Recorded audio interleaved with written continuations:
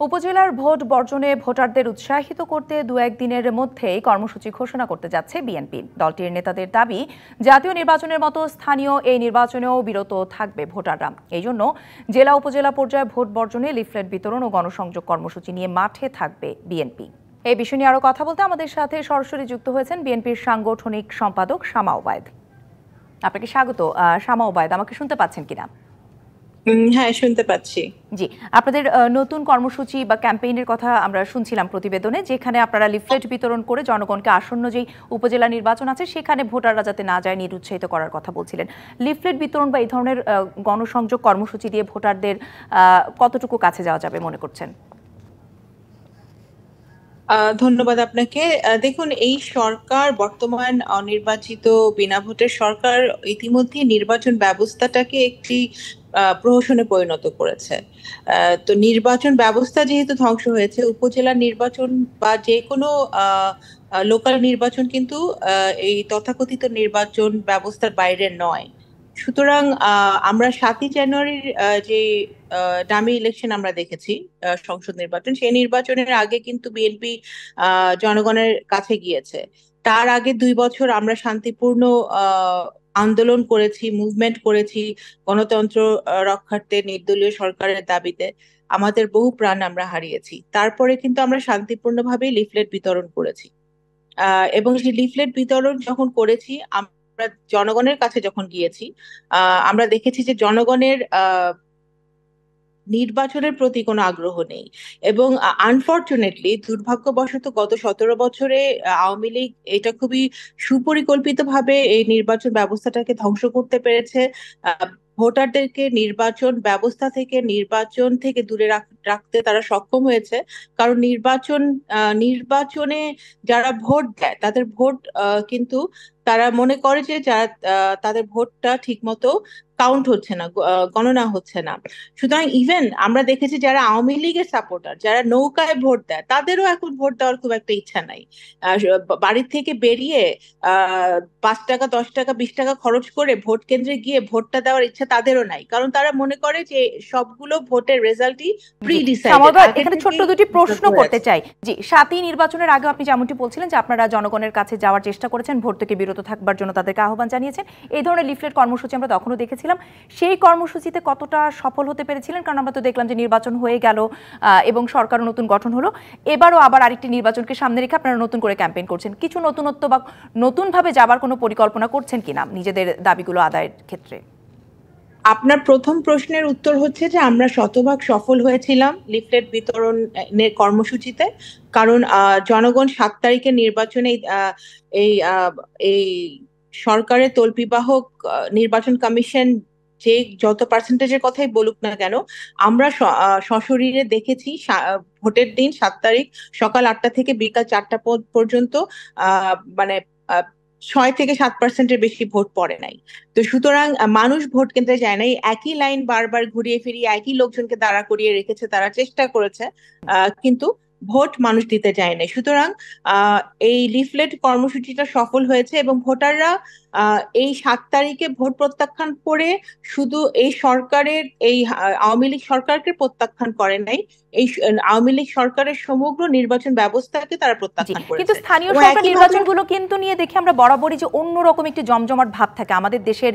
যদি বিগত নির্বাচনগুলোর দিকে আমরা তাকাই, তো সামনে এই যে নির্বাচনটিকে আপনারা ভোটাররা যাতে ভোট না দেয় নতুন করে ক্যাম্পেইন শুরু করেছেন, কতটা সফল হবে বলে মনে করছেন?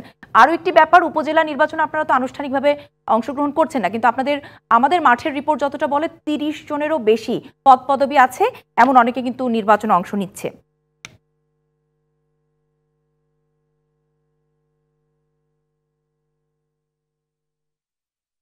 আমরা সামাওবাদের সংযোগটি হারিয়ে ফেলেছি। নিশ্চয়ই আমরা চেষ্টা করব, আমরা যদি আমরা একটু অপেক্ষা করি যে ওনার সংযোগটি ফিরে আসে কিনা।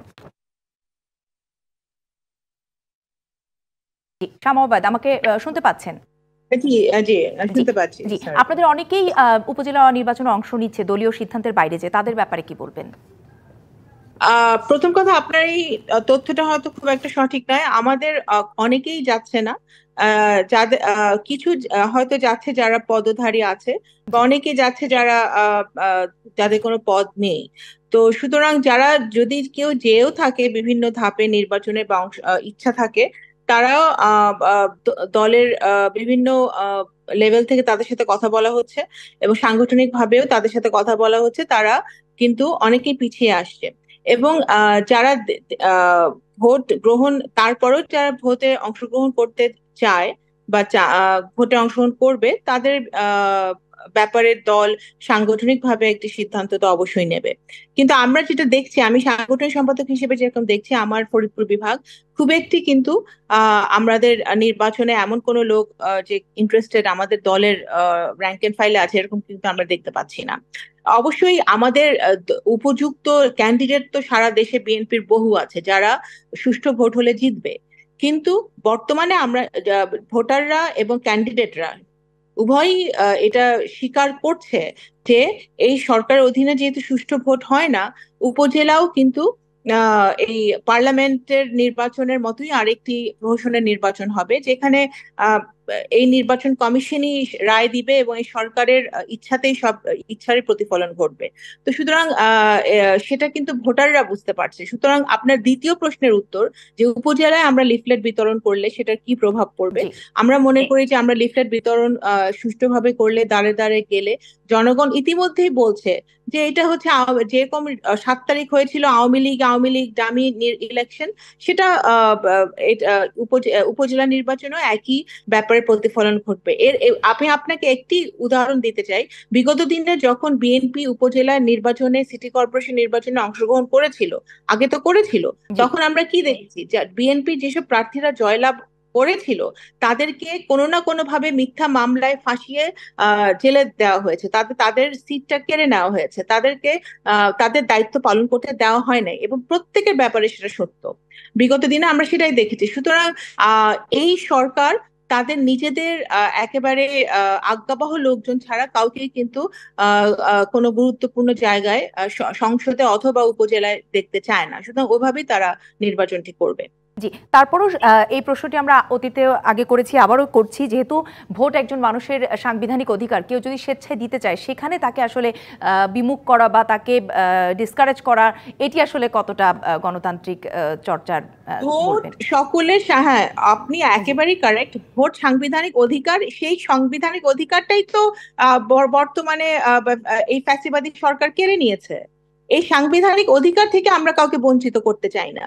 ভোট যাতে মানুষ সুষ্ঠুভাবে দিতে পারে, হুম, হুম। সেই ব্যবস্থার জন্যই আজকে বিএনপি সংগ্রাম। এবং ভোটাররা নিজেরাই কিন্তু বলছে যে আমি যে ভোট দিতে যাব, আমার ভোটটা জি।